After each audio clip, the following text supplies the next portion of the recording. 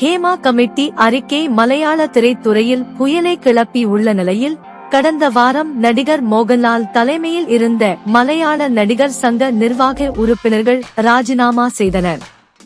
இந்நிலையில் நேற்று நடிகர் விஷால் தனது 48வது பிறந்த நாளை முன்னிட்டு செய்தியாளர்களிடம் பேசிய போது சினிமாவில் நடிகைகளிடம் தவறாக நடந்து கொள்பவர்களை செருப்பால் அடிக்க வேண்டும் என கூறியிருந்தார்.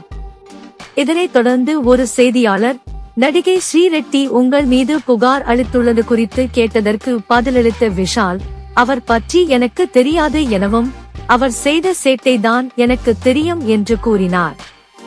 இது தொடர்பாக நடிகை ஸ்ரீரெட்டி தனது எக்ஸ் பக்கத்தில் பகிர்ந்து இருக்கும் பதிவில், ஊடகத்தின் முன் பேசும் பொழுது நாவடக்கம் தேவை, மேலும் கவனமாக பேச வேண்டும் என்று கூறியுள்ளார். நீங்கள் எவ்வளவு பெரிய ஏமாற்று பேர்வழி என்று ஊருக்கே தெரியும். நீங்கள் ஊடகத்திற்கு முன் பேசிவிட்டால் மரியாதைக்குரிய நபர் என்று நினைத்துக் கொள்ள வேண்டாம். உங்கள் வாழ்க்கையில் பல பெண்கள் விட்டுச் சென்றதற்கான காரணம் என்ன, உங்கள் நிச்சயதார்த்தம் நின்றதற்கு காரணம் என்ன என்பதை அடுத்த முறை நீங்கள் செய்தியாளர்களை சந்திக்கும் போது கூற வேண்டும் என கூறியுள்ளார்.